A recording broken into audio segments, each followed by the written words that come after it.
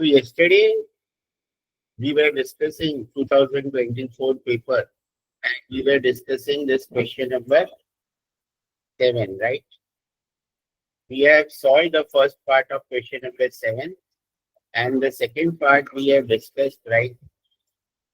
That I will explain again, the second part, and we will solve the remaining questions also of this type.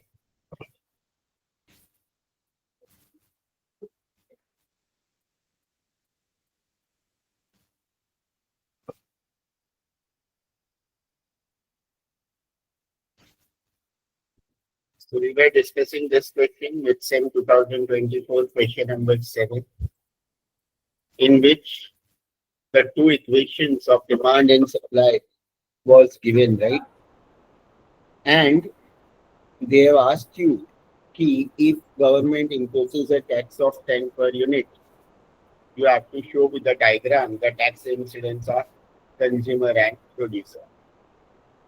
For always, when this is asked, you should first calculate the equilibrium price and also the equilibrium quantity if you calculate, so that you can mark here, right, the quantity. So this is the initial equilibrium price and quantity. Then we will take in the supply equation, instead of price, we will take P minus tax, that is P minus 10. And we will get the new supply equation. Solving the old demand and new supply, we will get the new equilibrium price. And we can also calculate the new equilibrium quantity also by substituting this price in any of these two equations, which will be 248. So what will be the incidence on consumer? Incidence on consumer will be the new equilibrium price minus the old price.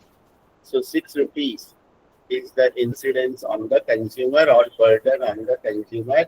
And out of 10, if 6 is the burden on consumer, the remaining 4 is the burden on producer or seller. And this was its diagram that we discussed yesterday. The second part, that is the second part, explain the role of elasticity in the determination of the incidence on the consumer and producer, and show what would be the burden on the consumer if the absolute elasticity of demand was infinite. तो कल मैंने orally तो बताया ही था, ना क्या होता है कि demand is perfectly elastic, that is infinite elastic, तो क्या होता है इसको, वो लोग कोई भी प्राइस चेंज एक्सेप्ट नहीं करेंगे, they will not accept any price change. तो वो मैं वहाँ पे लिख देता हूँ, कल मैंने ऑलरेडी फटाफट बताया था तुम लोगों को, right. So today I will write it down also, और तुम लोग भी नोट कर सकते हो. तो सिंपल है कि इन्फिनिटी क्या होता है, मतलब अगर स्लाइट चेंज भी हुआ प्राइस में तो डिमांड एकदम ज़्यादा कम हो जाएगा. स्लाइट भी प्राइस बढ़ा तो demand will increase a lot. तो what you will write here is कि व्हेन, जो क्वेश्चन में दिया हुआ है, एब्सोल्यूट इलास्टिसिटी ऑफ डिमांड, यानी एब्सोल्यूट यानी नेगेटिव साइन हम नहीं लेते, तो elasticity of demand was infinity, right. तो you will write if demand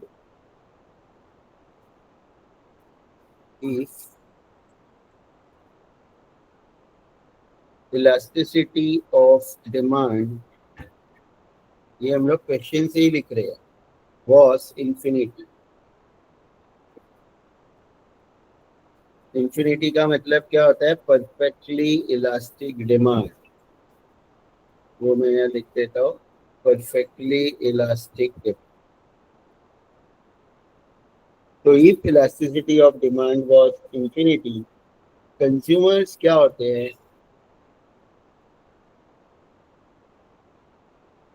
consumers are highly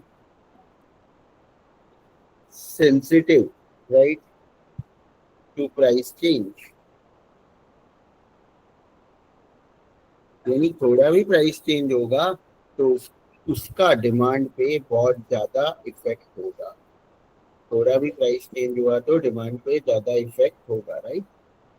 so they will not accept any price increase. Price increase हुआ तो वो लोग क्या करेंगे, डिमांड ऑलमोस्ट जीरो हो जाएगा, सोच सकते हो। तो consumers will not accept any price increase.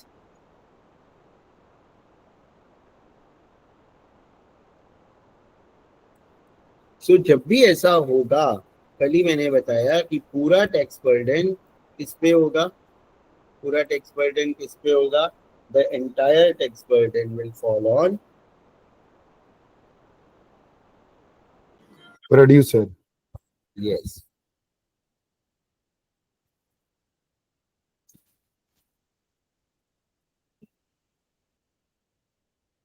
Right?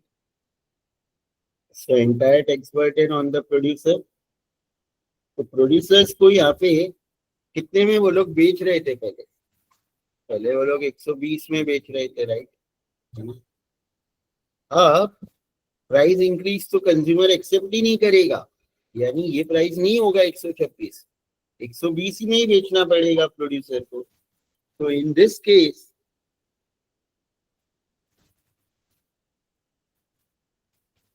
producer will sell at 120 only and he will receive net, because 120 में बेचेगा और उसमें से 10 रुपया वो टैक्स पे कर देगा, तो he will receive 110 net। तो उसको 110 ही में देगा, and consumer will pay the same price. Consumer will pay the same price. Same price, that is 120। उनको कोई इंक्रीज हुआ ही नहीं है, राइट? तो यहाँ पे ये बहुत इंपॉर्टेंट है, hence we can say that tax incidence या burden दोनों का मीनिंग सेम होता है, depends on the relative elasticity of demand and supply।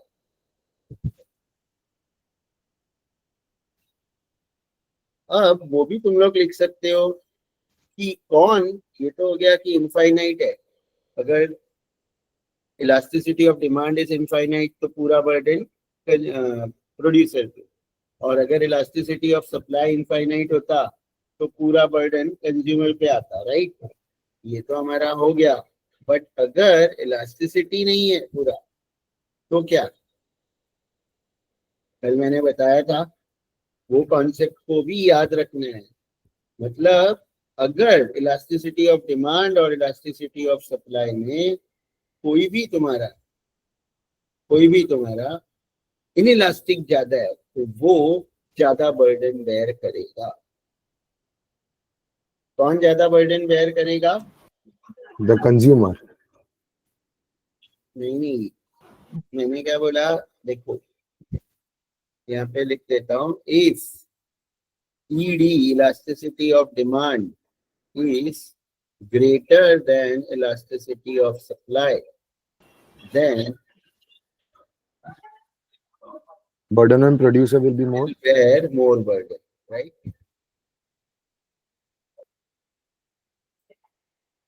Okay. And if ED is less than ES, then consumer will bear more burden। ये वाला concept बस याद रखो, इसके बेसिस पे कुछ भी आएगा तो तुम्हारा, यहाँ मैंने पूरा लिख दिया है कि तुम लोगों को ये याद ही रखना है। If ED is equal to ES, both will Both the bear consumer equal and the producer will bear it equally. yes.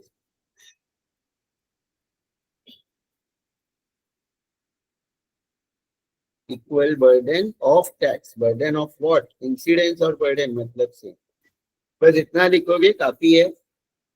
More inelastic जिसका भी है, मतलब जिसका इनइलास्टिक ज्यादा है वो ज्यादा बर्डन बेयर करेगा, जिसका इलास्टिक ज्यादा है वो कम बेयर करेगा, सिंपल रूल है, या ये कॉन्सेप्ट भी याद कर सकते हो। क्लियर है? Clear? Any doubt in this?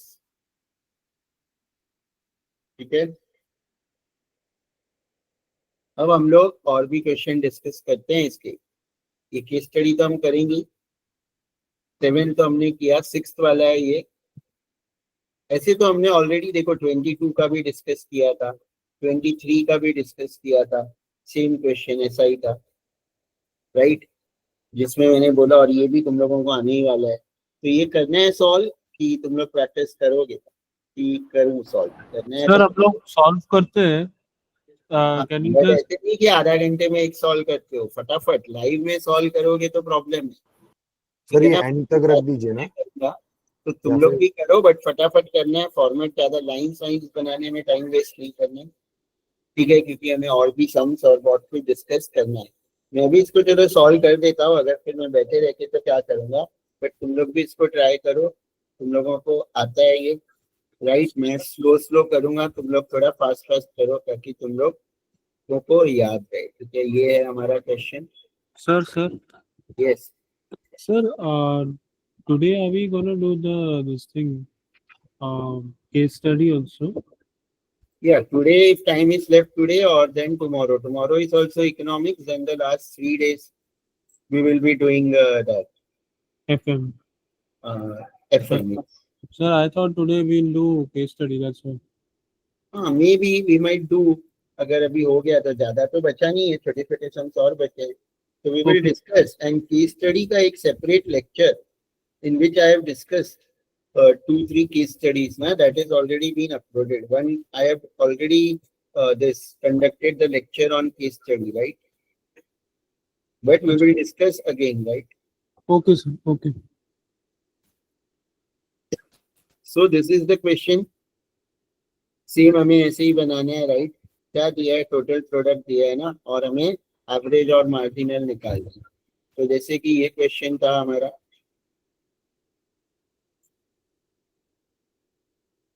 तो तुम लोग यहाँ पे 8 यूनिट्स दिया हुआ है, राइट? 0 to 8, और फिर जो टोटल प्रोडक्ट दिया है वो भी तुम लोग लिख लोगे, right?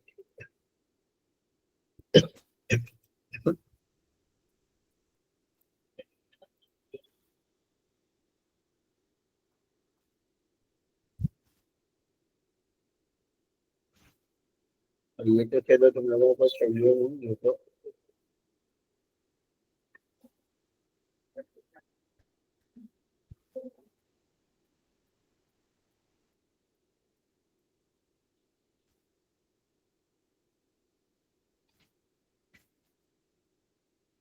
Sir, can you show the question, sir? Thank you, sir. so 0 to 8 units, and I am just writing what is given in the question: 0, 10, 25, 45, 60, 70, 75, 75, and 70.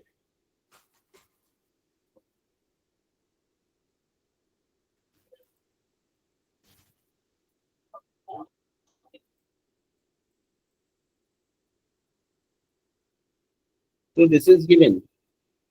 Units is given, total product is given. अब तुम लोगों को marginal और average निकालना आना चाहिए। 0 unit में तो डैश डैश डाल दोगे, निकालो। I am giving you 2-3 minutes. और लाइंस वाइज मत बनाओ, खाली units, TP, MP, AP short में लिख दोगे और फटाफट लिख के राइट, ये आपकी कैलकुलेट।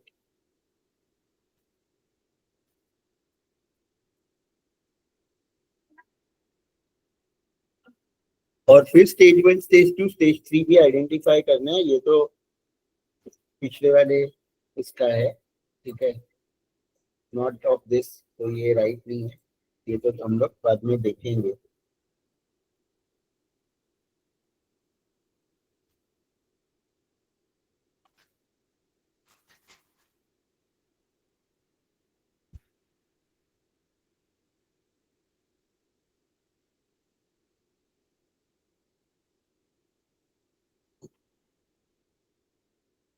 सो कौन सा पहले निकाल रहे हो तुम लोग, मार्जिनल की एवरेज?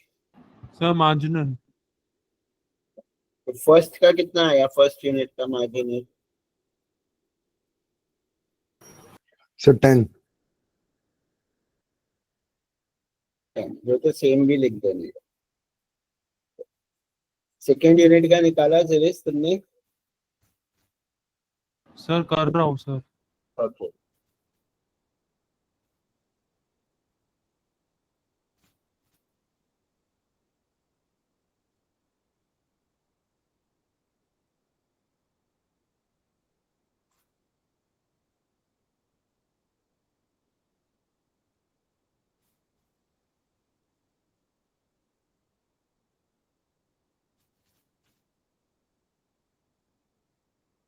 तो फॉर्मूला तो लिखा ही है, सबको आता है कि किसी को नहीं आता है मार्जिनल निकालना?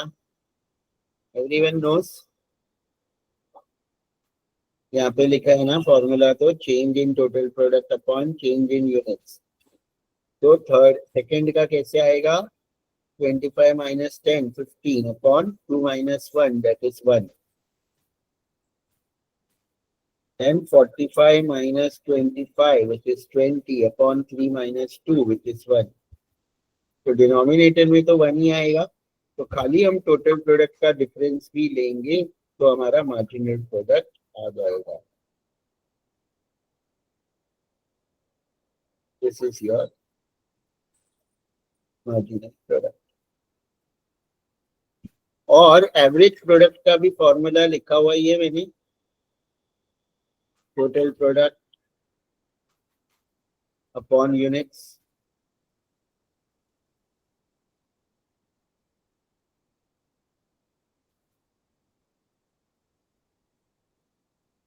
तो ये भी तुम लोगों का आ जाएगा average product, which is very easy.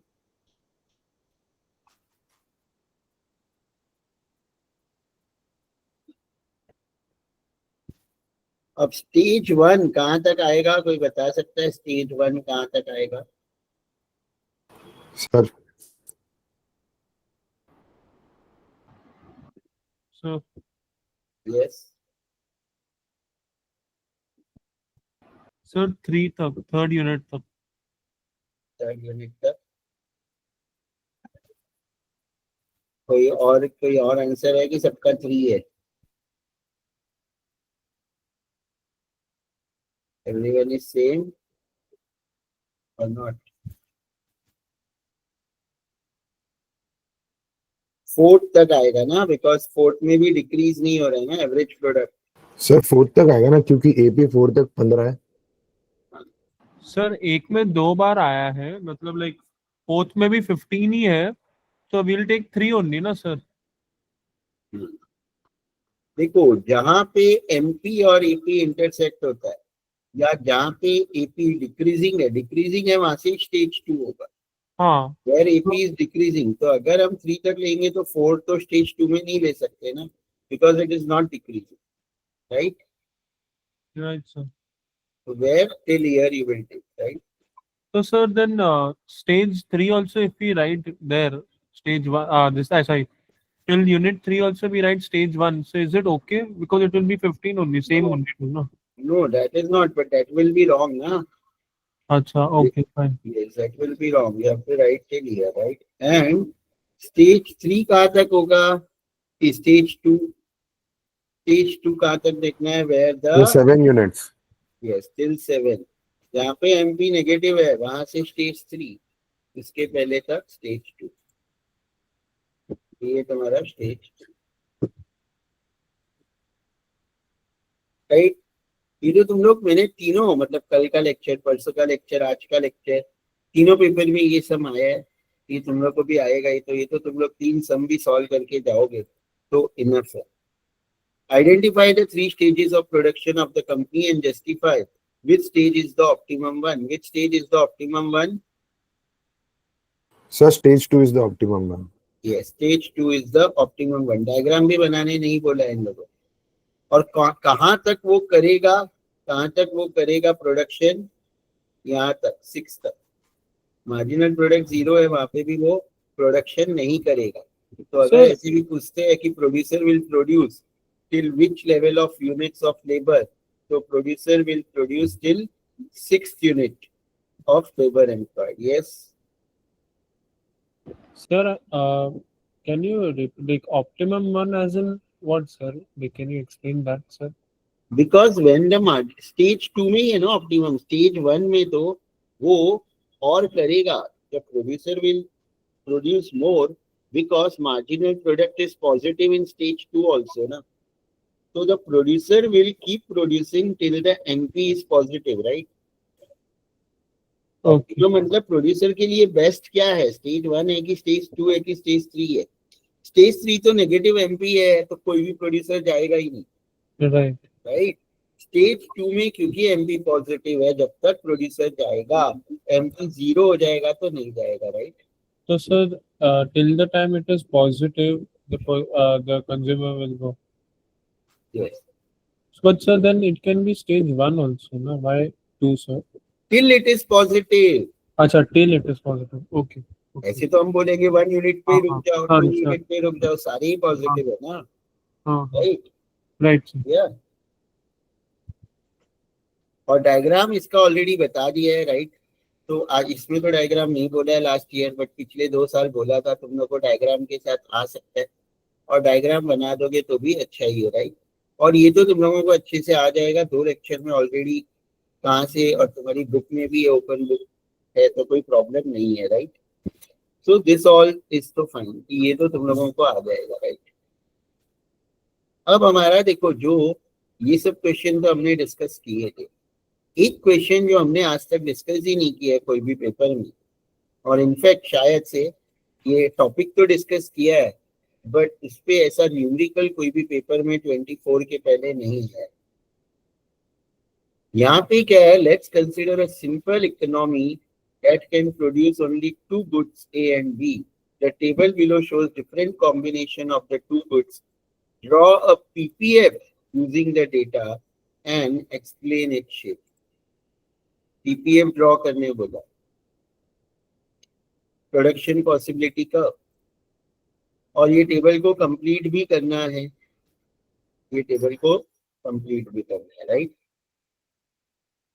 तो opportunity cost of A in terms of B बोला है, और कभी कभी उल्टा भी बोल सकते हैं, opportunity cost of B in terms of A. दोनों में ये टेबल फिल करने का मेथड अलग होगा. टेबल फिल करना पहले मैं बता देता हूँ, और फिर हमें बस पीपीएफ ड्रॉ करना है और उसके शेप को एक्सप्लेन करना है. उसका शेप तो हमेशा कॉनकेव ही होता है, हमने पढ़ा था, प्रोडक्शन पॉसिबिलिटी फ्रंटियर या curve is always concave.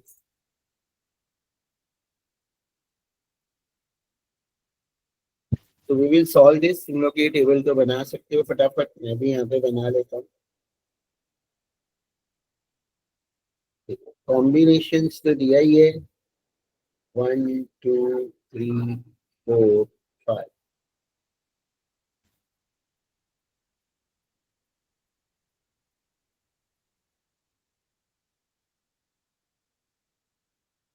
Zero, 2, 4, 6, 8.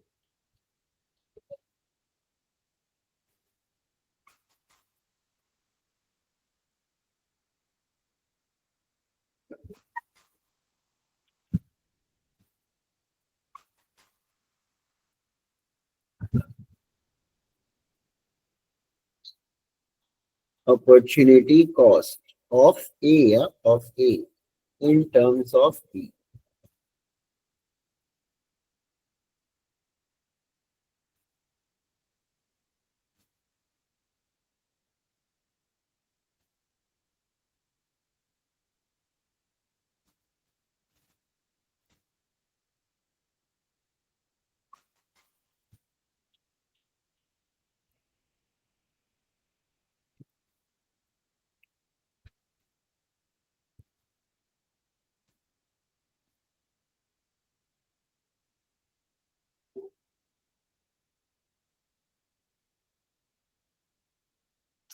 Right.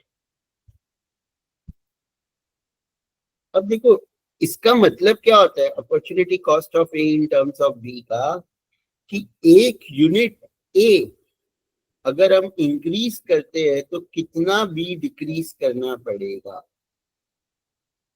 Opportunity cost of A in terms of B means if we increase A by 1 unit, by how much unit we will have to decrease B, or how much unit we will have to sacrifice B. अगर ये उल्टा होता, opportunity cost of B in terms of A, तो उसका meaning क्या होता है कि एक यूनिट B कम करेंगे तो कितना यूनिट ऑफ ए हमें मिलेगा, या एक यूनिट बी बढ़ाएंगे तो कितना यूनिट ऑफ ए सेक्रीफाइस करना पड़ेगा। तो जो फर्स्ट है ना, वो लोग उसका ही अपॉर्चुनिटी कॉस्ट पूछेंगे ज्यादातर। तो opportunity cost is nothing one. यहाँ पे अभी देखोगे तो इधर ये 0 से कितना हुआ, ए कितने से इंक्रीज हो रहा है? Increase in A is how much? अगर हम देखेंगे तो increase in A is 2 minus 0, 2 unit से, और डिक्रीज इन बी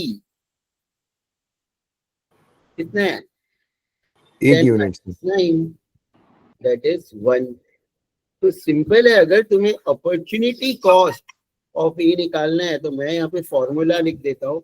वैसे फॉर्मूला की जरूरत नहीं है, इसका कोई ऐसे फॉर्मूला नहीं है, बट याद रखने के लिए जिसको अगर कॉन्सेप्ट नहीं समझता, तो अपॉर्चुनिटी कॉस्ट ऑफ ए निकालना है तो सिंपल है, change in B divide by change in A, and absolute negative sign ignore कर दो।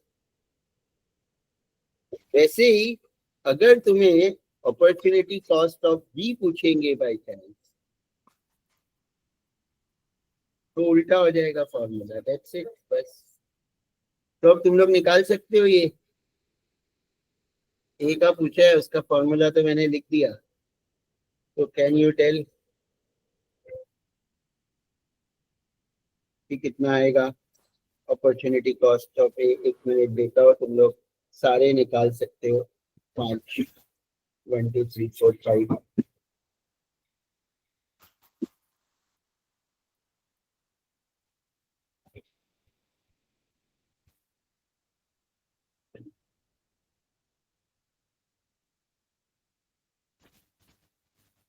यस, निकाल लिया। यस, सर डाउट है हाँ बोलो। सर। एक बार वो, अच्छा हाँ सर, देखिए इसमें आपने इंक्रीज जब किया, आपने second good minus first good का कॉम्बिनेशन यूज किया। मैंने वही बोला कि ignore the negative sign, change लिखा है। ओके ओके, कुछ भी करो, नेगेटिव लेना ही नहीं है, चेंज लेना है, डिफरेंस लेना है। तो इसका डिफरेंस 2 है, इसका डिफरेंस 1 है ना सर? सेकंड वाले का it is 4.5 sir. How? What is the formula of opportunity cost of A? You are telling the total.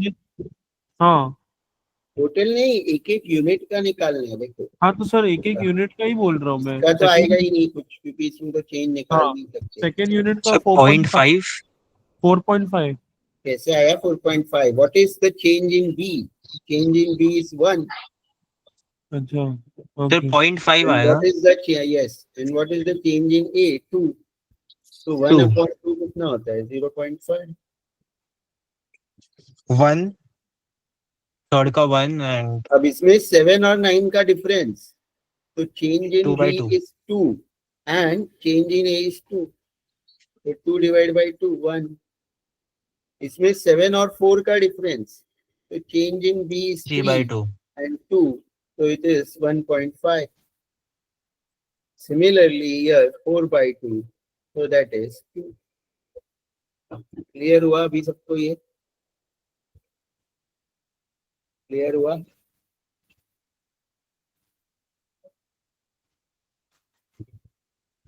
अब ये तो हमने ये फिल कर दिया, draw a PPF using the data. ये डेटा से ही तुम्हें पीपीएफ बनाना है। अब डेटा से अगर पीपीएफ बनाओगे तो देखो, कोई हैंड रिटन बना के भेज दो, वो मैं फोटो या चिपका दूंगा, एक्सप्लेन मैं कर देता हूँ, मैं बता भी देता हूँ, बट मेरा तो इतना फ्री हैंड रहेगा तो नीट एंड क्लीन नहीं आएगा। तो वाई एक्सिस एक्स एक्सिस तो पहले बना लोगे तुम लोग,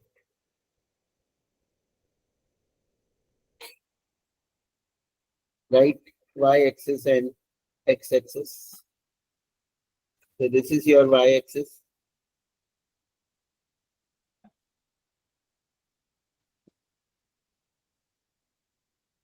this is your x axis. x axis पे तुम लोग गुड ए मेजर करोगे, गुड ए,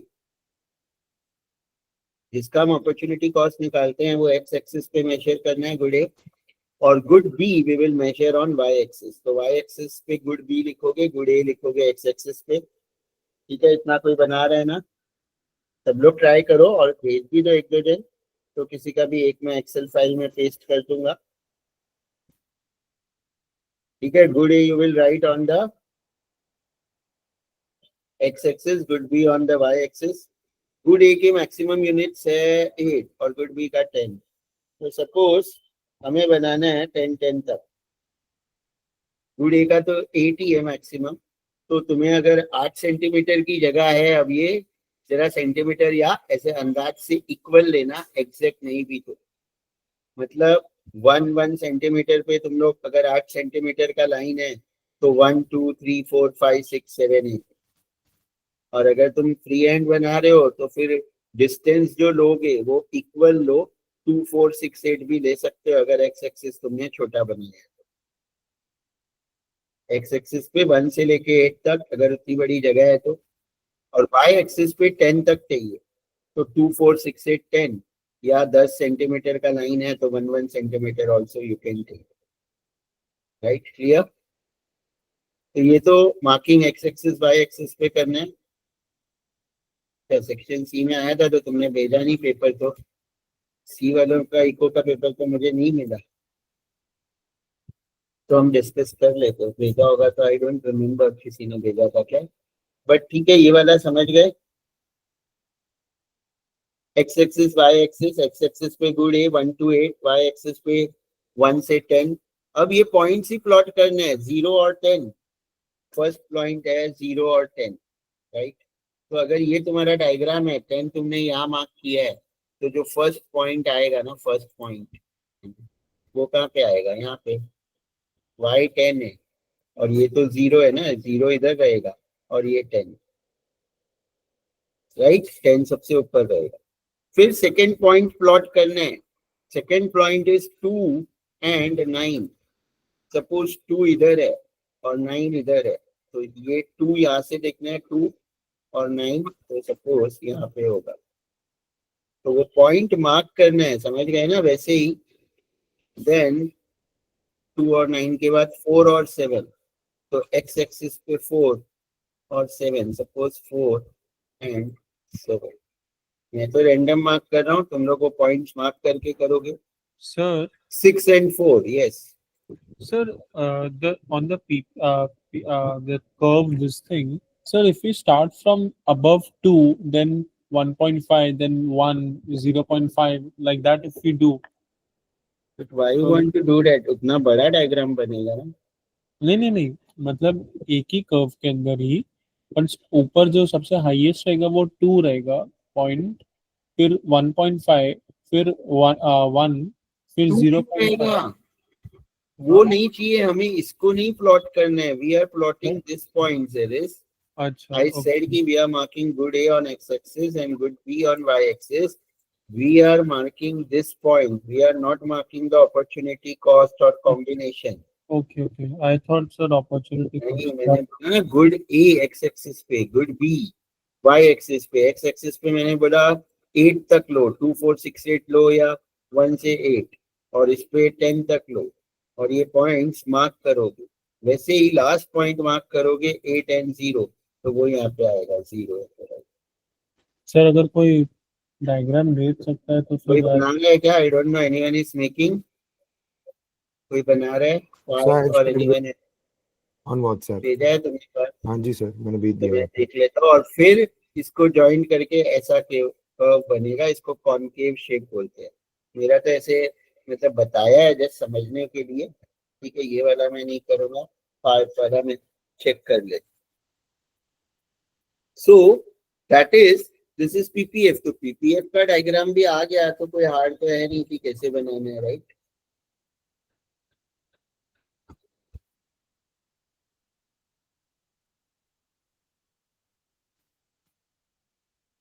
ये भी मैं फॉरवर्ड कर ही देता हूँ फ्री ग्रुप में और यहाँ पे पेस्ट भी कर देता हूँ, ठीक है? तो वहां पे तब तक देख लो जिसको देखना है, और मैं यहाँ पे पेस्ट तो कर ही दूंगा।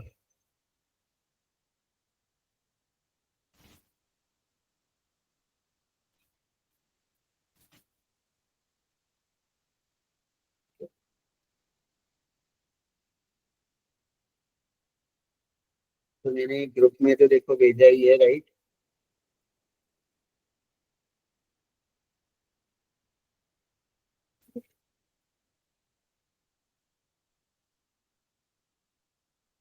तो ये बुद्धिमत्ता से सीखा था ये वाला न्यूमेरिकल, चलो अच्छा है।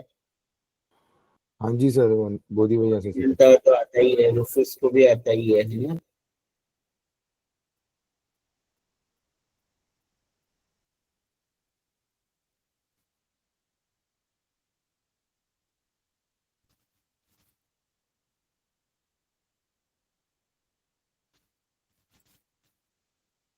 कॉन्सेप्ट समझ गए ना क्या करना है? तो वो समझ गए तुम लोगों को, तो तुम लोग और अच्छे से बना सकते हो। 10 तक लेना है तो 1 से 10, 2, 4, 6, 8, 10 भी ले सकते हो, तुम्हें हाइट कम चाहिए तो। ये 8 तक लिया है, राइट? तो ये 0 and 10 पॉइंट है, फिर 2 and 9, 3 and 7, फिर 4 and 6, ये 4 and 6 है, 6, 4 नहीं है। फिर ये 0 and 8 है, 8, 0 नहीं है, बस 0 and 8। पहले गुड ए का लिखने का, फिर गुड बी का लिखने का। तो ये तुम लोग बस डायग्राम लेकिन ऐसे बनेगा, shape will be like this. और इस शेप को हम क्या बोलते हैं? Concave shape, concave shape. तो जो लोग ने क्वेश्चन में पूछा है कि draw PPF using the data and explain it shape, तो उसके शेप पे कॉनकेव शेप है वो तो ठीक है, बट तुम्हें कुछ एक्सप्लेन भी करना पड़ेगा। थोड़ा सा 1-2 लाइन तो और लिखोगे ना, तो वो तो तुम्हें मिल जाएगा उसके ऊपर भी, जो तुम्हारी बुक है वहां से भी मिल जाएगा तुम्हें, राइट? वो तो तुम्हें वहां से भी मिल जाएगा। लेकिन मैं तो तुम लोगों को बता ही देता हूँ, अगर तुम लोग को याद रहेगा मैं यहाँ लिख भी देता हूँ कि कॉनकेव शेप है और उसका एक्सप्लेनेशन क्या होता है। शेप का एक्सप्लेनेशन क्या है? सिंपल है कि the PPF is concave to the origin always. Why? Because of the increasing opportunity cost. Opportunity cost जो है वो इंक्रीज हो रही है अगर देखोगे तो, and this is the reason. ये मैंने यहाँ पे साइड पे कर दिया, एक्सप्लेनेशन ऑफ शेप में यहाँ लिख देता हूँ।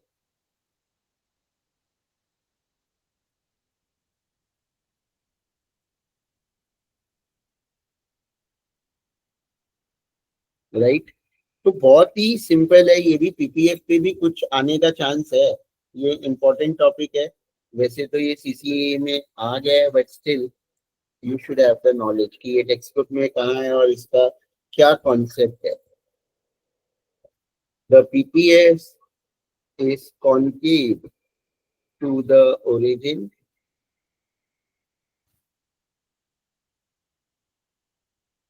which shows why, या बिकॉज लिख सकते हो, because it is showing increasing opportunity cost. ये वर्ड इंपॉर्टेंट है, इंक्रीजिंग अपॉर्चुनिटी कॉस्ट वर्ड लिखना जरूरी है, एग्जैक्ट ये स्टेटमेंट जरूरी नहीं है। कॉनकेव और इंक्रीजिंग अपॉर्चुनिटी कॉस्ट, ठीक है ना? एक्सप्लेनेशन तो तुम लोग और भी लिख सकते हो। As more of good is produce, इसका मतलब क्या होता है इंक्रीज अपॉर्चुनिटी कॉस्ट का? एज मोर ऑफ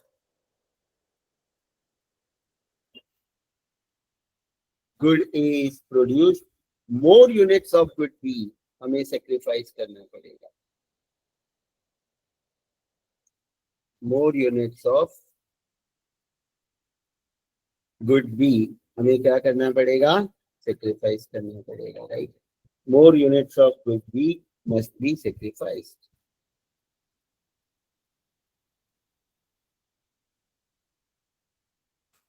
इसका मतलब होता है कि जैसे जैसे हम एक यूनिट ए ज्यादा बनाएंगे, बी उतने ज्यादा यूनिट से कम करना पड़ेगा, राइट।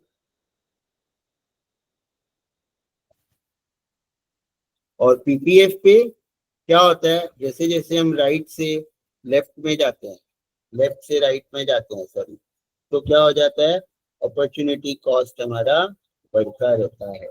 तो वो भी तुम लोग लिख सकते हो, तुम्हारे टेक्स्ट बुक में भी ये होगा।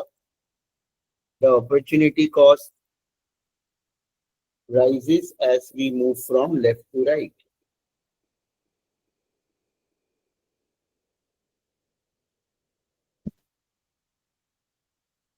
The opportunity cost rises as we move from left to right on the PPF curve, right?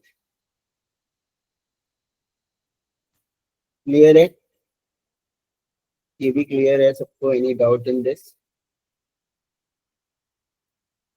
Second question पे हम आएंगे.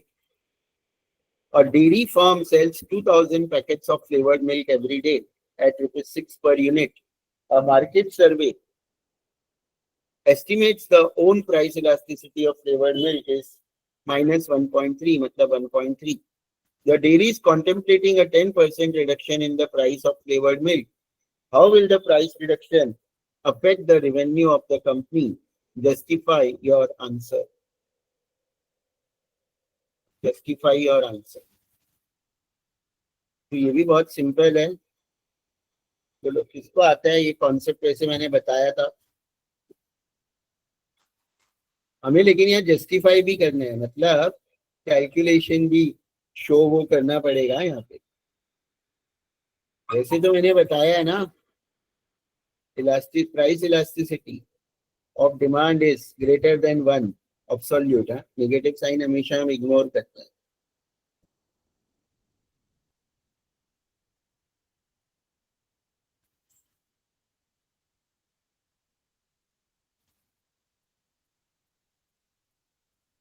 वन 1.3 बिकॉज प्राइस इलास्टिसिटी में नेगेटिव साइन इग्नोर करो। क्वांटिटी अभी कितनी बेच रहे हैं लोग?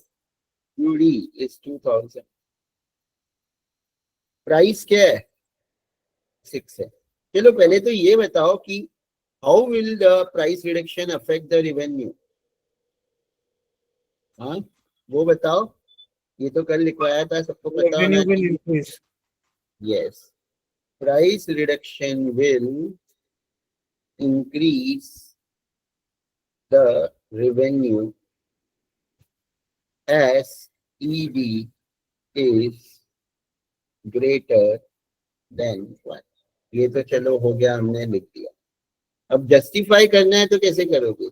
ये तुम्हारा ED 1.3, QD ये, राइट, और प्राइस इज 6, और change percentage change in price is given, तो तुम्हें शो करना है percentage change in price is equal to 10। अब अभी प्रेजेंट उसका रेवेन्यू क्या होता है? Revenue is nothing, quantity into price. Revenue क्या है? Quantity into price. 2000 पैकेट्स बेच रहा है, एक पैकेट 6 रुपए में बेच रहा है, तो उसको करेंटली 12,000 रुपया मिल रहा है। अब तुम्हें न्यू क्वांटिटी फाइंड करना है, उसके लिए जो प्राइस इलास्टिसिटी ऑफ डिमांड का पॉइंट मेथड है कि ईडी का फॉर्मूला क्या है? परसेंटेज चेंज इन क्यूडी अपॉन परसेंटेज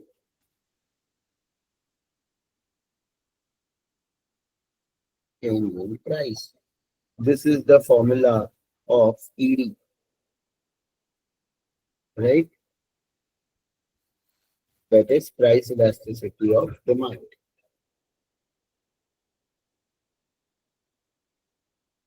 अब तुम्हें ED तो दिया हुआ है 1.3, तो 1.3 is equal to percentage change in QD।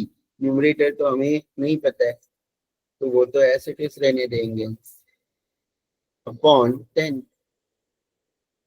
So 1.3 into 10, 13% is your percentage change in QD. 13%. So new quantity क्या रहेगी? New QD will be old QD plus 13%.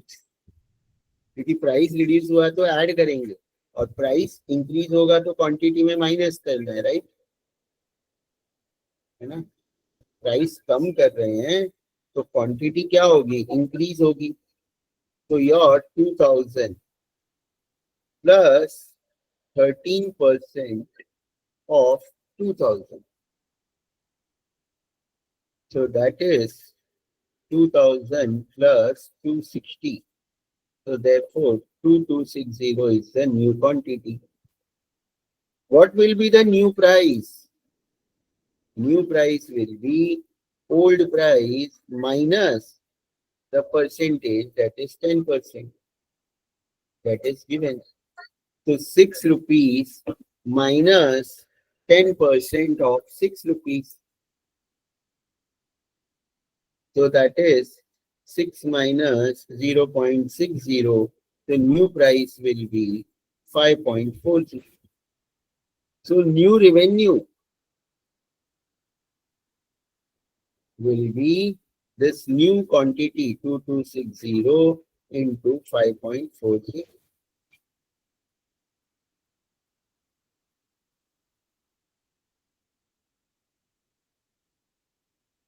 Increase हो रहा है. Old was to 12,000. 12,000 था पहले रेवेन्यू. हमने जस्टिफाई कर दिया. यानी तुम्हें ये तो लिखना ही है. ये तो उसका आंसर हो गया. जस्टिफाई करना है तो जस्टिफाई हमने किया. It is increase. क्लियर है? ये वाला क्वेश्चन भी क्लियर है सबको? Any doubt in this? Clear to everyone? No sir. Sir थोड़ा कंफ्यूजिंग था.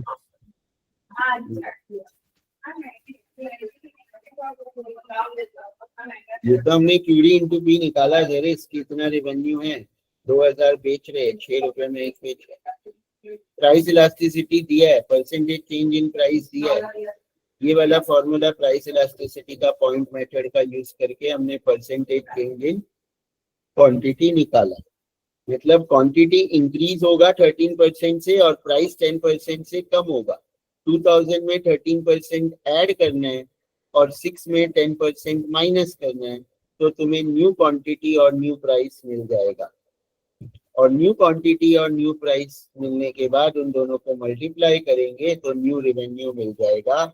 And new revenue is greater then the old revenue. That only we have written above in the statement. The price reduction will increase the revenue as elasticity is greater than 1. Right?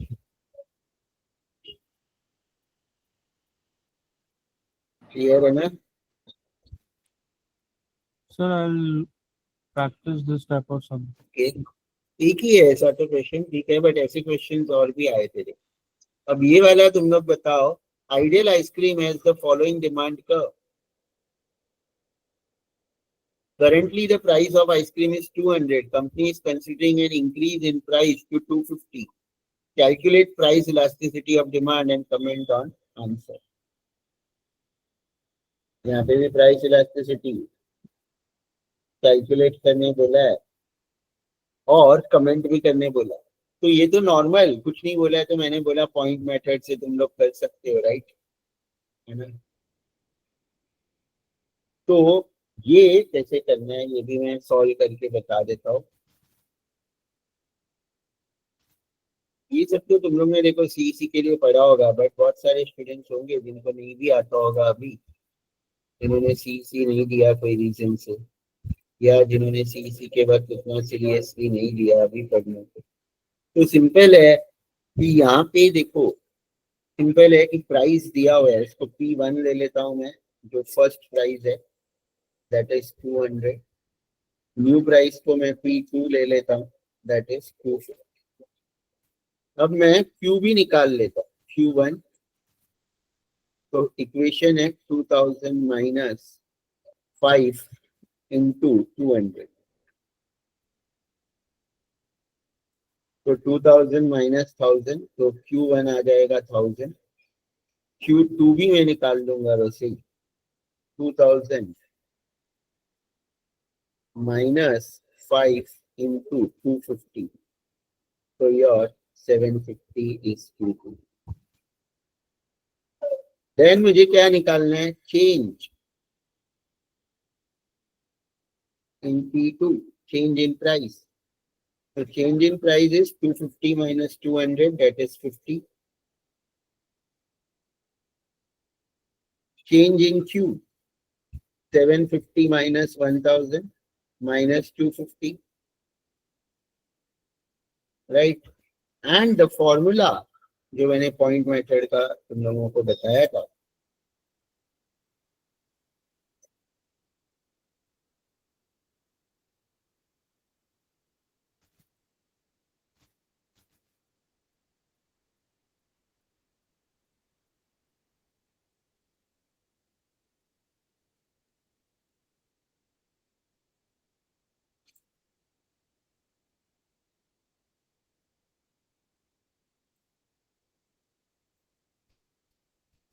वो मैं paste कर देता हूँ यहाँ से लेके।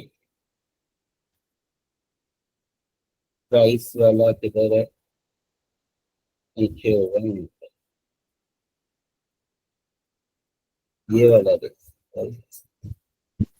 ये वाला formula, change in Q upon Q into P upon change in P, P यानी P1, राइट।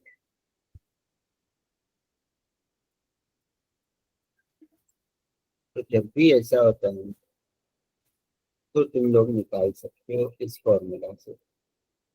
अब इन लोग ने ओरिजिनल को P लिया है, मैंने ओरिजिनल को P1 लिया था, तो मैं इसको P कर देता हूँ ताकि तुम्हें कंफ्यूज नहीं हो। एंड न्यू प्राइस को P1 कर देता हूँ, ठीक है। वैसे ही इसको मैं Q कर देता हूँ और न्यू वाले को Q1 कर देता हूँ।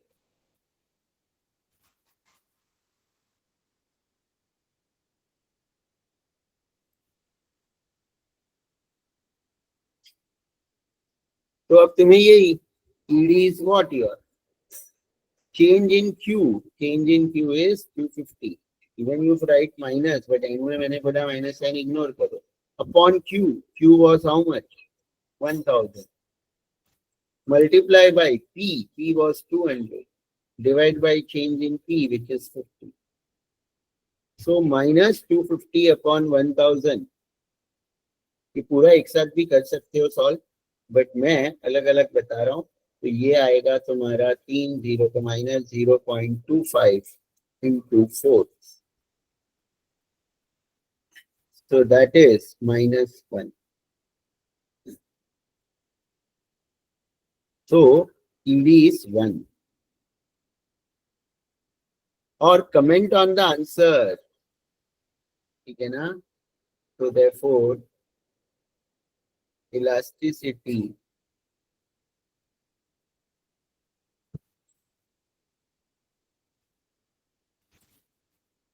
क्या होता है, 1 सबको पता ही है ये भी। elasticity Unitary elastic. demand 1 means it is unitary elastic demand।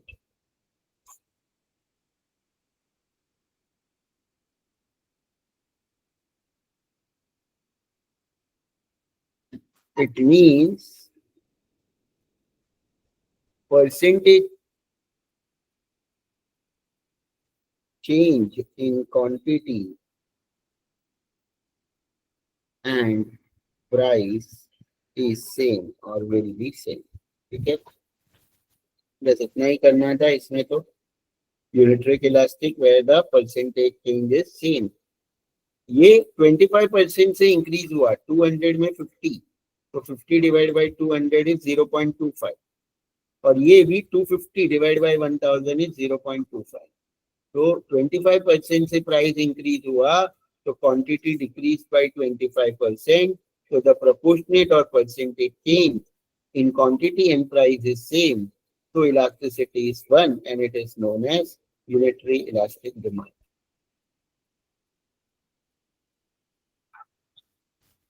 ये वाला भी आएगा ही, ये तो तुम लोगों को 8 मार्क्स के लिए नहीं आएगा, 15 मार्क्स के लिए आएगा. हमने वो टी कॉफी टी समोसा वाला 2 सम किया था 2 पेपर में. ये वाला तुम लोग बता सकते हो, चलो मुझे सॉल्व करके, ये भी फटाफट कर लेते हैं सॉल्व, ताकि हम लोग एक केस स्टडी भी डिस्कस कर सकें. ठीक है ना, जरा एक केस स्टडी भी हो जाएगा, डिस्कस फटाफट करेंगे तो अभी.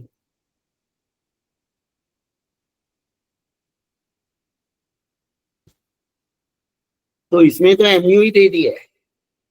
हमने जो किए थे उसमें क्या था, टीयू दिया था और फिर हमने पहले एमयू निकाला था. ये नहीं, किधर गया ये वाला, टीयू दिया था, एमयू निकाला था, फिर एमयू अपॉन प्राइस निकाला था. बट इसमें तो एमयू दे दिया है, तो ये क्योंकि कम मार्क्स का था ना, तुम लोगों को टीयू वाला आएगा. बट यूनिट्स कंज्यूम्ड एमयू,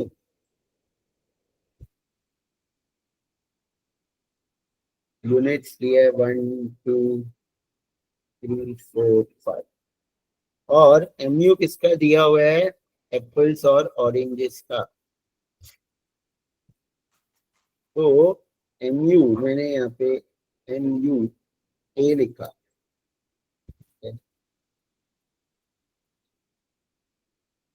और एप्पल यानी, और एमयू ओ लिखा, दैट इज ऑफ ऑरेंजेस. ठीक है,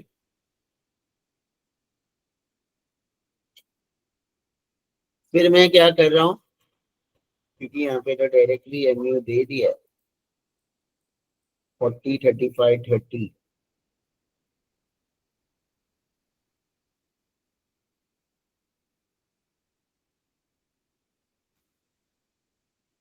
और एमयू ओ इज 30 25 20 15 10.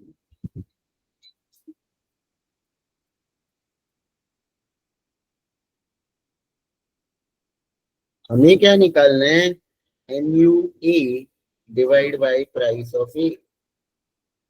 वैसे ही MU of orange divide by price of orange. Price of A is given in the question and price of orange भी दिया है यहाँ पे कि weekly budget, weekly income of 75 that he can spend on 2 goods. Price of apple 10 and orange is 5. So price of apple is 10, price of orange is 5 and उसका income or the budget is 75 which he can spend on this apples and orange. Right? तो पहले तो हम ये निकाल लेंगे. तो यानी इसको जो है एमयू ए को, इसको हमें 10 से डिवाइड करना है.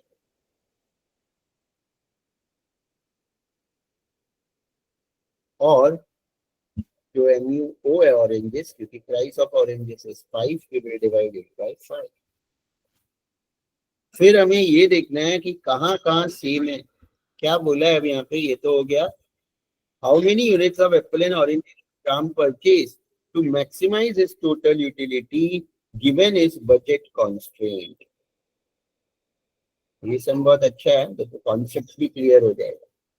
तो जो कॉम्बिनेशंस बन रहा है यहाँ पे, कॉम्बिनेशन है ना, ऑप्टिमम कॉम्बिनेशन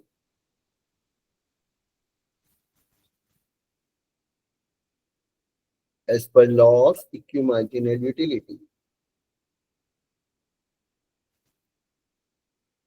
तो एक कॉम्बिनेशन को हम नाम ए दे देते हैं, फिर बी दे देते हैं, सी दे देते हैं. गुड. पहले ये देखना है कि कहाँ पे MU A by P A is equal to MU O by P. क्या इक्वल है, 4 इज इक्वल टू 4, एक तो एक 3 इज इक्वल टू 3 भी है और एक 2 इज इक्वल टू 2 भी है ना, राइट ना. ये सेम है, यानी मैंने कहाँ से लिखा मैं तुम लोगों को बता देता हूँ। यानी पहले तो यहाँ 4 है, यहाँ भी 4 है, तो एक तो ये सेम है, then this is also same, 3 and 3 and 2 and 2 is also same.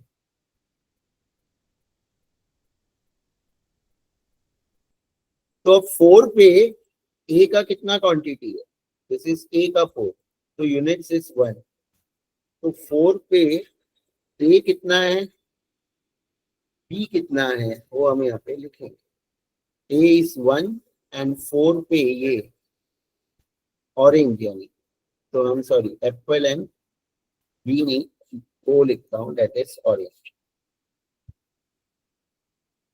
या गुड नहीं लिखते, एप्पल एंड ऑरेंज लिखते। तो 1 and 3 oranges, one of second में 3 में 3 एप्पल्स एंड 4 ऑरेंजेस, और इसमें 5 एप्पल्स एंड 5 ऑरेंजेस।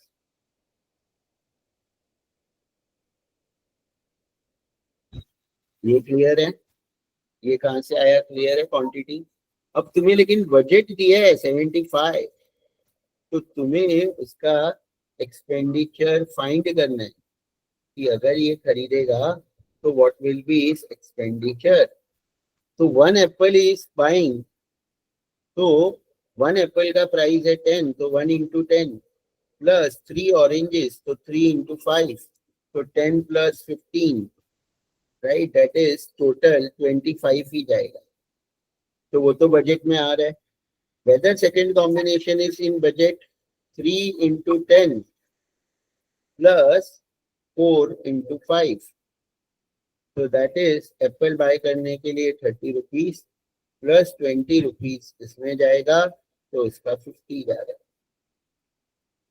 इसमें 5 into 10 plus 5 into 5, so that is 50 plus 25, तो तीनों उसके बजट में है, 75 was his बजट, तो he can buy। तो बोला भी है वहां पे क्या कि उसको टोटल यूटिलिटी मैक्सिमाइज करना है, वो नहीं भी बोला होगा तो भी जो सबसे ज्यादा वाला कॉम्बिनेशन है वो बेस्ट है। तो अभी पूछा क्या था, how many units of apple and oranges should Ram purchase, तो राम शुड परचेज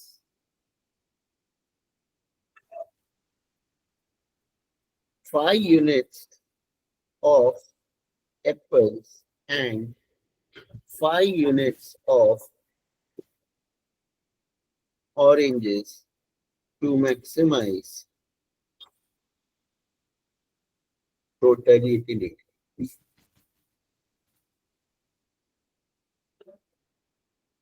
ठीक है, क्लियर है, any doubt in this? Sir जो भी हाईएस्ट है वही लेना पड़ेगा। अगर ये एक्सपेंडिचर 75 से ज्यादा आएगा तो हमें हाँ, ये वो देना पता है, वो पता है sir, either the highest one, yes, okay. yes, clear. So this was also very good question, ऐसा हमने किया भी नहीं था। सर Yes, ये अगर क्वेश्चन में पूछे तो ही करना है ना सर, क्या ये लाइक कैलकुलेट एक्सपेंस का, क्योंकि लास्ट अगर बजट दिया है, बजट नहीं दिया है एक पेपर में तो उसमें तो ये करना ही नहीं है, but if budget is given हाँ और एक ही कॉम्बिनेशन आ रहा है तो करोगे तो वो बजट के अंदर ही आएगा। बट अगर एक से ज्यादा कॉम्बिनेशन आ रहा है और बजट दिया है तो तुम्हें एक्सपेंडिचर निकालना पड़ेगा, जैसे कि हमने 23 के पेपर में किया था, राइट। 22 में तो बजट ही नहीं दिया था, राइट 23 में हमने किया था, वहां पे 2 कॉम्बिनेशन आ रहे थे और दोनों कॉम्बिनेशन में बजट निकाल के कौन सा बजट के अंदर आ रहा है, दोनों बजट में आ रहे हैं तो जो मैक्सिमम क्वांटिटी है वो, और नहीं तो जो भी बजट में आ रहा है that is optimum combination, right. fine. So the budget is given, then only we have to do. Otherwise, then you have to do, yes. okay. So the last numerical is left here.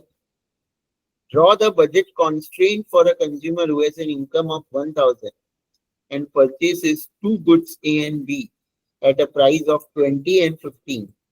How will the budget constraint change when price of good B goes up to A? Draw बोला है budget constraint. अब ये पता है तुम लोगों को, सिखाया है, ये भी मैंने मेरे एक लेक्चर में सिखाया था तुम लोगों को. ये वाला कर देता हूँ, ये भी हमने पेपर्स में तो पहली बार आया है. दो इस बार तो मैंने बोला वैसे ही आएगा पेपर तो, बट थोड़ा डिफरेंट है.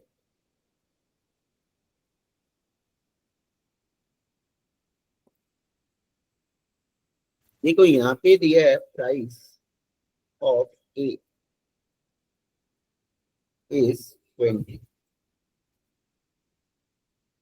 Price of B is 15 and income, income को ही हम बजट भी बोलते हैं.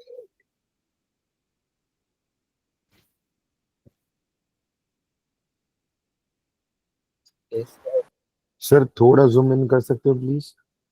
यस यस, ठीक है. अभी हाँ sir, works. Thank you so तो मच. तुम्हें क्या करना है अभी, देखो इसका डायग्राम मैंने एक मेरे फाइल में ऑलरेडी तुम्हें बताया हुआ है, वो डायग्राम तो मैं बता देता हूँ. इसके वैल्यूज कैसे फाइंड करने हैं वो खाली मुझे तुम लोगों को सिखाने हैं. तो डायग्राम तो तुम लोग वैसे बना लोगे. इसमें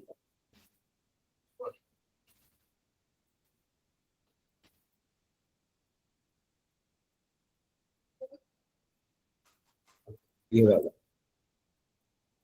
तो देखो डायग्राम ऐसे बनाना है, बट इसमें तो पूरा सॉल्यूशन भी है. बट तुम लोग को मैं ये भी जूम करिए, एक अलग ही जूम करना पड़ेगा इसको. तो यहाँ पे तुम एक्स एक्सिस पे गुड ए बनाओगे और वाई एक्सिस पे गुड बी बनाओगे, राइट.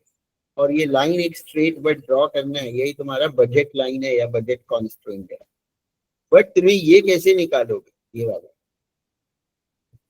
ये पॉइंट y का और x का यानी a और b का ये पॉइंट कैसे निकालोगे, तो इसको हम इंटरसेप्ट बोलते हैं. इंटरसेप्ट, तो इंटरसेप्ट ऑफ a यानी x एक्सिस का निकालना है. तो हम क्या करेंगे, इनकम यानी 1000 divide by price of a. मतलब हम b0 बाय करेंगे तो कितना a बाय कर सकते हैं, पूरे 1000 रुपए से कितना a बाय कर सकते हैं, वो पॉइंट जो भी वैल्यू आएगा वो तुम्हें यहाँ पे मार्क करना है एक्स एक्स पे ए पे. तो यानी कितना आएगा 50. पूरे 1000 रुपए से ए बाय करेंगे कितना, वो नंबर यहाँ पे मार्क होगा 50 जहाँ पे 40 लिखा है. और वैसे ही पूरे 1000 रुपए से कितना बी बाय कर सकते हैं वो यहाँ पे तुम्हें लिखना है. इंटरसेप्ट ऑफ वाई एक्सिस यानी इंटरसेप्ट ऑफ, तो 1000 डिवाइड बाय 5 दैट इज 200. बस. तो 200 ऑब्वियसली ज्यादा ऊपर होना चाहिए 40, ये डिस्टेंस क्या है 50 है, तो 200 ज्यादा ऊपर, यानी यहाँ से ऐसे लाइन बनाओगे ऐसे, ठीक है ना. अगर 200 इतना है तो 50 कम होगा ना, ये तो ये कम था, तो the slope was like this. तो अगर तुम ये स्लोप बनाते हो और यहाँ 200 या 50 लिखोगे तो वो रॉन्ग हो जाएगा डिस्टेंस के हिसाब से. मतलब अगर 50 तुमने 2 सेंटीमीटर पे लिया है तो 200 8 सेंटीमीटर पे लेना पड़ेगा, तो स्लोप जो आएगा वो प्रॉपर आएगा. या इतना वो लोग नहीं चेक करेंगे, but the distance of 50 0 and 50 should be less than the distance of 0 and 200. जो भी नंबर छोटा है उसका डिस्टेंस कम होना चाहिए, ये खाली याद रखना है अगर एग्जैक्ट भी नहीं लोगे. यस यस बुद्धिमान सर. सॉरी सर, एक बार फिर से एक्सप्लेन करेगा, कौन सा एक्स में रहेगा कौन सा वाई पे रहेगा? कोई भी ले सकते हो, बट जो फर्स्ट है गुड है वही हमें एक्स पे लेना है, और जो सेकंड है वो वाई पे लिया हमने. अच्छा, कोई भी एक चलेगा, लेकिन वो फर्स्ट वाला ही लेना है. एक्स वाई दिया है तो एक्स, एप्पल ऑरेंज जो फर्स्ट दिया है वो हमेशा एक्स पे लो, जो सेकंड दिया है वो वाई पे लो. ठीक है, क्लियर. Yes sir. इससे कुछ फर्क नहीं पड़ेगा. ठीक है, तो यहाँ पे तो क्या बोला है कि ये बन गया डायग्राम. तो देखो बना हुआ पहले ये डायग्राम किसी ने बनाया, अभी भेजना मत, इसका एक सेकंड पार्ट है, बट इतना तो किसी ने बना दिया ना. खाली ये जो डिस्टेंस है ये ज्यादा, ऊपर से लोगे और इसका डिस्टेंस कम लोगे बस। तो ऐसे एक लाइन यहाँ से यहाँ तक बनेगा। तो इतना बना लिया, भेजना देखो फिर। और अभी करना क्या, एक पार्ट और है, how will the budget constraint change when price of good B goes up. तो गुड बी यानी ये वाई एक्सिस का प्राइस ऊपर चला जाएगा। अच्छा मैंने यहाँ 5 लिख दिया, सॉरी 15 था प्राइस, तो आंसर अलग आएगा, लेकिन ठीक है उसका ही ज्यादा आएगा द डिस्टेंस। तो 15 था, मैंने गलती से 5 ले लिया था। तो 1000 डिवाइड बाय 15 करोगे तो 60 और 66.66, तो 67 यूनिट्स या 60 पॉइंट। तो भी वाई वाला डिस्टेंस ज्यादा होगा, बट अभी डिस्टेंस में उतना फर्क नहीं पड़ेगा, मतलब थोड़ा सा ज्यादा, ठीक है। तो ये हो गया। अब अगर प्राइस बढ़ता है बी का, तो नया इंटरसेप्ट होगा बी का। ए का तो इंटरसेप्ट वही रहेगा, यानी एक्स एक्सिस का तो जो 50 है वो वहीं पे रहेगा पॉइंट, वो पॉइंट चेंज नहीं होगा। 1000 डिवाइड बाय 18 करेंगे तो हमें ये कितना मिलेगा, 18 50s are 900 and 18 5s are 90, 55.55 कुछ आ रहे हैं क्या, देख लो कुछ ऐसे आएगा, 55 पॉइंट में भी 55 और समथिंग। तो क्या होगा, हमारा जो ये वाला लाइन है ये तो इधर ही रहेगा। अब ये लाइन समझो 66 तुमने इधर मार्क किया था, तो 55 उसके नीचे, तो 55 से एक लाइन ड्रॉ करोगे। तो एक्चुअल शेप एक ऐसा भी मैंने मेरे फाइल में बताया था, बट तुम लोगों को समझा क्या। हाँ, इसमें तो क्या है, देखो y का प्राइस सेम था और x का चेंज हुआ। तो अब यहाँ पे कैसे करना है मैं तुम लोगों को यहाँ पे ड्रॉ करके बताता हूँ।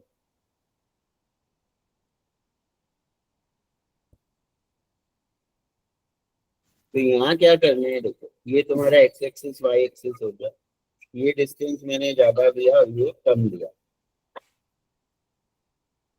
तो ये तुम्हारा ओरिजिनल है, ये गुड ए है, ये गुड बी है, ये 66.66, ये 50 है। अब ये प्राइस चेंज हो रहा है, तो ये वाला पॉइंट तो सेम रहेगा। यहाँ से एक लाइन ऐसे बनाओगे और यहाँ पे 55.55 मार्क करोगे। तो ये तुम्हारा डायग्राम हो गया, क्लियर है, बस इतना ही है डायग्राम।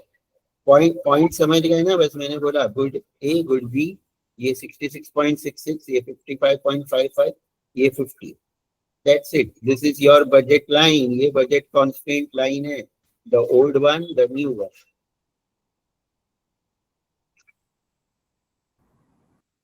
सर तो एक्सप्लेनेशन में कुछ लिखना है? नहीं कुछ बोला ही नहीं है ना, how will be the budget constant change, draw the budget constant बोला, और कैसे चेंज होगा, तो एक्सप्लेनेशन कुछ नहीं पूछा। तो सब इंटरसेप्ट निकाल के ग्राफ बना के हो जाएगा? Yes yes, sir Okay. आपको भेज दिया व्हाट्सएप पे। So that's it.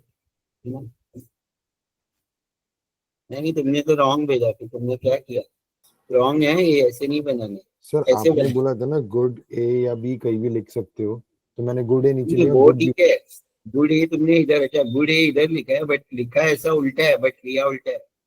और ये 200 नहीं है, अभी चेंज हो गया ना। अभी देखो ये ऐसे बनाओ, डायग्राम ऐसे बनाओ, ये गुड बी इधर लो, वाई पे गुड ए इधर लो, और ऐसा वाला डायग्राम बनाओ। और यहाँ 66 पॉइंट लिखो, 66 यहाँ पे 55.55 और यहाँ 50। ओके ठीक सर, है, थैंक यू। हाँ तो ये तो क्लियर है, ये भेजेगा बाद में मैं पेस्ट कर दूंगा। और अभी हमारा देखो 24 का केस स्टडी है ये डिस्कस कर लेते हैं, ठीक है ना, बिकॉज जरिस केस स्टडी के लिए आया था और 10 मिनट है, हो जाएगा। नहीं सर, इट्स ओके सर, ऐसा नहीं है। देखो वैसे तो केस स्टडी किया, बट थोड़ा कर लेते हैं, 10 मिनट है तो। अरे बाकी तो नहीं ये सर, पूरा पेपर ही हमने सॉल्व कर लिया है, राइट। अच्छा अच्छा, मेरे को तो लगा सर 24, हुआ है तो हम लोग वही करेंगे, case study. It's okay sir. नहीं but nothing is left now, मतलब वी हैव अच्छा, then completed the it's whole fine. Paper. नहीं sir, I was just saying कि today we were going to case study, that's why. नहीं I am just saying in humour only, मस्ती में ही हाँ बोल रहा हूँ हाँ कि हाँ चलो टाइम बचा है, इसलिए आई एम डूइंग इट। हाँ, ओके ओके सर। तो देखो ये वाला केस स्टडी क्या है, सर सॉरी, मार्केट फॉर, एक डाउट है सर। हाँ बोलो ना। सर ये आपने मुझे डायग्राम वापस बनाना भी बोला सर, तो उसमें एक्स एक्सिस पे क्या आएगा? एक्स गुड एक्सिस ए। पे गुड बी आएगा, एक्स एक्सिस पे गुड ए आएगा और वाई एक्सिस पे बी आएगा। Okay sir, okay. और एक्स एक्सिस का जो पॉइंट है उस पे 50 लिखना है, और एक्स हम्म। वाई एक्सिस के जो दो पॉइंट है, एक पे 55.55 और ऊपर वाले पे 66.66। Okay sir. और ये ऐसे जो दो लाइन है ना, तो कोई भी लाइन को ऐसे लिख सकते हो, ओल्ड बजट कॉन्स्टेंट लाइन या ओल्ड बजट लाइन और न्यू बजट लाइन, वो भी हम लिख सकते हैं, right. Okay sir, thank you. ये वैसे तो हमने डिस्कस किए थे तीनों केस स्टडी, जहां तक मुझे याद आ रहा है ना। चलो ये देखो ईवी पे है, ये सेम हमने डिस्कस तो किया है, एक अलग ही लेक्चर है, तुम लोग ना ये सुन के आना कल, क्योंकि बिकॉज मैं तो चलो सेम ही चीजें बोलूंगा वापस, अगर बोलूंगा अभी तो, बट यहाँ पे क्या दिया है, market for electric vehicle has been growing rapidly due to increasing. तो इस केस स्टडी में ऐसे दिया था कि ईवी व्हीकल का डिमांड बहुत बढ़ रहा है, राइट, है ना।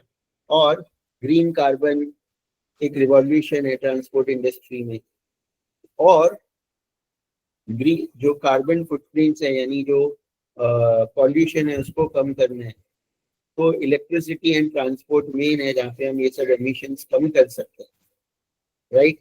और एनवायरमेंटल फ्रेंडली सॉल्यूशन हम फाइंड कर सकते हैं। तो यहाँ पे ऐसे भी लिखा है आगे कि कंपनीज जैसे कि Tesla, Nissan, Volkswagen and all, इन लोगों ने इसमें हेवीली इन्वेस्ट किया है ये सब ईवी व्हीकल बनाने में, राइट। कॉम्पिटिटिव तो है ना, जो एस्टेब्लिश्ड ऑटोमेकर्स हैं उनके लिए भी, और नए लोग भी एंटर हुए हैं जैसे कि ओला एंड ऑल, बट इनोवेशन के साथ नया ऑफर भी करना जरूरी है प्रोडक्ट। और बहुत सारे फैक्टर्स है कि डिमांड है, डिमांड बढ़ रहा है, प्रेफरेंस ऑफ कंज्यूमर्स, उनको भी ईवी आजकल चाहिए, राइट। तो ये बहुत सारे फैक्टर्स यहाँ पे दिए। गवर्नमेंट भी रोल प्ले कर रही है कि ईवी यूनिट्स को वो लोग सब्सिडी दे रही है, टैक्स ब्रेक दे रही है कि टैक्स मत भरो, है ना, और एमिशन स्टैंडर्ड भी लगा रही है। ये सब इंसेंटिव्स और कंज्यूमर का डिमांड होने के बावजूद मोमेंटम स्लो है। मोमेंटम स्लो क्यों है? Because despite subsidies petrol powered vehicles का डिमांड अभी भी ज्यादा है, और कंज्यूमर को न्यू व्हीकल खरीदने में भी टाइम लगता है, क्योंकि वो लोग क्या सोचते हैं कि हम लोग प्राइस आगे सस्ता होगा तब खरीदेंगे, राइट। और इसमें क्या दिया था, और भी दूसरे चैलेंज है कि जो ईवी का सप्लाई है वो भी इतना ज्यादा नहीं था, क्योंकि जो उसके लिए मटेरियल चाहिए लिथियम फॉर बैटरीज, वो भी चाइना में ही ज्यादा था, और लिथियम रिजर्व सब जगह नहीं है, कुछ कुछ जगह पे ही है, तो वो भी एक चैलेंज है। तो उनको लिथियम बैटरी कम मिलेगी। Producers government are spending a lot, और चार्जिंग स्टेशन भी कम थे, बट आजकल नए चार्जिंग स्टेशन तो बना रहे हैं काफी। फिर भी ये चैलेंजेस के बाद electric vehicle remain and adoption of electric vehicle globally बढ़ रहा है, बट स्लोली बढ़ रहा है।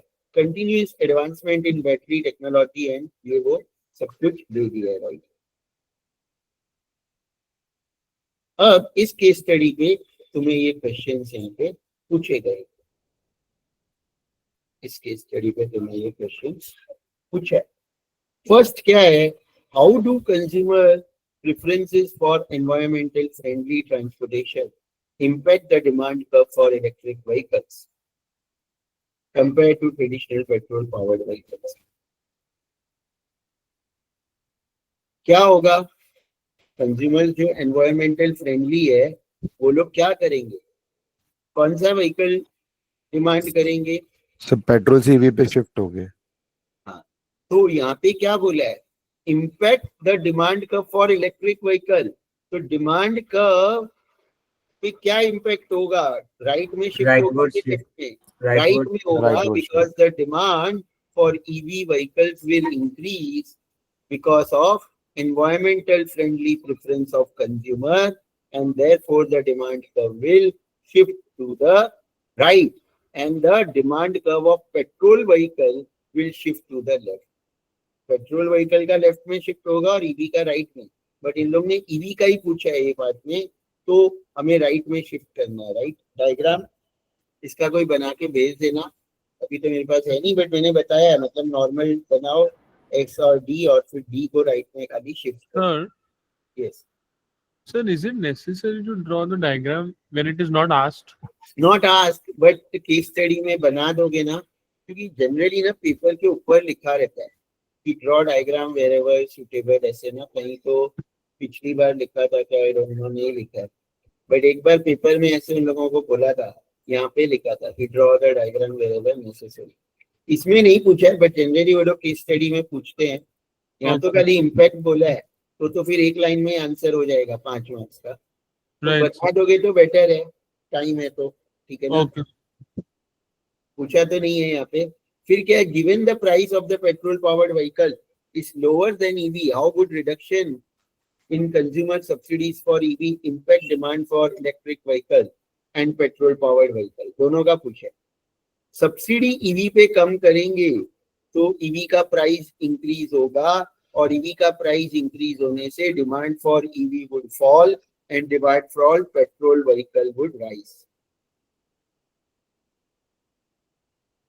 लिखना है वही, इम्पैक्ट ऑफ डिमांड बोला है, यहाँ कर्व नहीं बोला है, तो बी पार्ट में बनाने की जरूरत नहीं है। देखो यहाँ क्योंकि इम्पैक्ट द डिमांड बोला है, not the curve, but in the A part they have used the word curve, तो वहां डायग्राम बनाओगे तो बेटर है, राइट। खाली हम लिख देंगे शिफ्ट टू द राइट, तो ठीक है, राइट तो है answer, but it is faculty पे डिपेंड करेगा। फैकल्टी बोल सकते हैं कि भाई खाली तुमने लिख दिया एक लाइन कि shift to the right, diagram भी बनाना है, बट यहाँ क्योंकि कर्व नहीं है, ओनली ऑन द डिमांड बोला है, तो demand will decrease of EV vehicle and demand will increase of petrol vehicle if the subsidies on EV is decreased because the price of the EV will increase. Clear है ये भी? अब यहाँ भी diagram बनाना है तो सर इसमें भी राइटवर्ड शिफ्ट ही बोलेंगे ना? नहीं, ईवी का तो लेफ्टवर्ड होएगा शिफ्ट, ईवी का डिमांड डिक्रीज, पेट्रोल का डायग्राम बनाना पड़ेगा, ईवी ओके का अलग और पेट्रोल पावर्ड व्हीकल का अलग। बट यहाँ कर्व नहीं है तो यहाँ बनाने की जरूरत नहीं है, बट ईवी का लेफ्ट में शिफ्ट होगा क्योंकि ईवी का डिमांड कम हो रहा है और पेट्रोल का बढ़ रहा है, तो पेट्रोल का राइट में शिफ्ट होगा। क्लियर है? इतना ही लिखना है और इतना ही डायग्राम है, केस स्टडी कुछ हार्ड नहीं है। 22-23 वाला लेक्चर हम लोग ने तीनों केस स्टडी ऑलरेडी डिस्कस किया है, बट मैं ब्रीफ में कल भी 22-23 का वापस डिस्कस करूंगा, और इम्पोर्टेंट थियोरी और क्या है वो भी कल लास्ट लेक्चर में डिस्कस, थियोरी ही करने वाला हूं कल, या किसी को डाउट्स है तो वो डाउट, ठीक है ना। पहले हम ये डिस्कस कर लेते हैं, इसमें कोई डाउट है, जनरल डाउट ये खत्म होने के बाद पूछ लेना। क्लियर? सर पेट्रोल वाला कार का शिफ्ट जो है लेफ्ट साइड जाएगा, राइट, डिस्पाइट पेट्रोल वाला बढ़ेगा बी पार्ट में। देखो तुम ना लेफ्ट राइट मुझसे मत पूछो, इंक्रीज डिक्रीज में बोल रहा हूँ, वो वर्ड पे फोकस करो। इंक्रीज होता है तो राइट में और डिक्रीज होता है तो लेफ्ट में, ये कॉन्सेप्ट याद रखो, ये पता है ना तेरे? हाँ सर, हाँ सर। तो मैंने क्या बोला, बी में क्या होगा, अगर सब्सिडी कम होता है तो लेफ्टवर्ड ईवी का प्राइस बढ़ेगा, तो ईवी तो- का डिमांड कम होगा, the demand for EV will decrease, हाँ, तो it will shift leftward. yes, and demand for petrol powered vehicle Will will increase. increase, so Right. it will shift towards right, correct, clear? तो तुम लोग हमेशा इस पे focus करो कि डिक्रीज है कि increase, left right you already know कि डिक्रीज है तो लेफ्ट में, इंक्रीज है तो right, clear? Then new found discover of lithium, lithium मिल गया तो लिथियम बैटरी ज्यादा अवेलेबल रहेगी, तो इसका इम्पैक्ट नहीं डिमांड पे नहीं होगा, इसका इम्पैक्ट सप्लाई पे होगा, supply will increase, supply curve को राइट में शिफ्ट करना है। अब यहाँ तो देखो कुछ बोला ही नहीं है कि क्या पूछा है, तो वो ऊपर बोल दिया होगा कि इम्पैक्ट बताओ इनका। हाँ देखो यहाँ लिखा है विद सुटेबल डायग्राम, कहीं तो लिखा होता है, सब में बनाना पड़ेगा फिर। Answer the questions with suitable diagram. Okay sir. वही बोला, डायग्राम तो केस स्टडी में मेन है, वही तो है डायग्राम। तो इसमें सप्लाई कर्व राइट में शिफ्ट करोगे, सप्लाई विल इंक्रीज लिखोगे, क्लियर है? क्योंकि Yes, रॉ sir. मटेरियल जो हमें चाहिए ईवी बनाने के लिए, लिथियम का शॉर्टेज था, लिथियम बढ़ेगा तो अब ज्यादा प्रोड्यूस करेंगे, डिमांड तो अगर प्राइस कम हुआ तो डिमांड पे तो बाद में इम्पैक्ट होगा, तो supply curve will shift towards right, supply will increase. Clear है? फिर लास्ट वाला है कि wide spread charging station and technological improvement in batteries. देखो वाइड, क्योंकि यहाँ पे हमने ऊपर पढ़ा था कि स्टेशंस कम है इसलिए भी लोग कम खरीदते हैं, यहाँ पे ऐसे दिया था। कहाँ का ये रहा?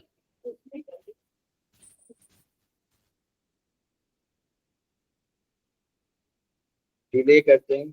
Plus EV penetration is the availability of another challenge है charging stations। तो अब इससे क्या होगा, जो एक तो बैटरी की क्वालिटी इंप्रूव हुई, तो देखो ईवी में बहुत आग भी लगती थी, जो बहुत कुछ होता था कि बैटरी जल गई, ये हो गया। तो बैटरी इंप्रूव होगी और चार्जिंग स्टेशन भी बढ़ेगा, तो क्या होगा, जो एफिशिएंसी है ईवी की वो भी इंक्रीज होगी, इससे ज्यादा लोग अट्रैक्ट होंगे, तो demand curve will shift towards right, और सप्लाई भी बढ़ सकता है। बट सप्लाई बढ़ने का कुछ नहीं है, खाली बैटरी एफिशिएंसी हुआ, but technological improvement in battery है। तो सप्लाई पे हम नहीं बोलेंगे, यहाँ पे सिर्फ हम क्या बोलेंगे, डिमांड विल, डिमांड विल।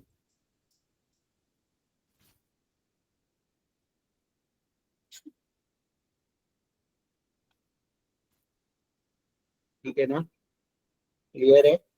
आवाज आ रही है? Yes sir. एक बार लास्ट वाला जो आपने बताया प्लीज वापस बताइए। देखो मतलब मैं ये बोल रहा था कि अगर चार्जिंग स्टेशन बढ़ रहे हैं और बैटरी इंप्रूव हो रही है, तो कंज्यूमर क्या करेंगे, ईवी की तरफ और अट्रैक्ट होंगे, बिकॉज उनका एक प्रॉब्लम ये था कि चार्जिंग स्टेशन कम है, दूसरा ये था कि बैटरी जल जाती है। तो बैटरी और ईवी की एफिशिएंसी और चार्जिंग स्टेशन बढ़ने से सप्लाई पे तो कोई इम्पैक्ट नहीं होगा, राइट, क्योंकि बैटरी की क्वालिटी इंप्रूव हो रही है, बैटरी की क्वांटिटी नहीं बढ़ रही है। तो consumer will be attracted, new consumers will be attracted, तो demand will increase. Clear? Yes sir. So there will be again a shift in the demand curve to the rightwards. Yes, right shift in the demand। तो ये बहुत easy था, और 23, 22 और theories में जो भी डाउट है, कल लास्ट लेक्चर है इको का, तो जिसको भी डाउट है कल लाइव में पूछ लो, फिर एग्जाम के एक दिन पहले तो पूछ ही सकते हो। यस बोधिमन का?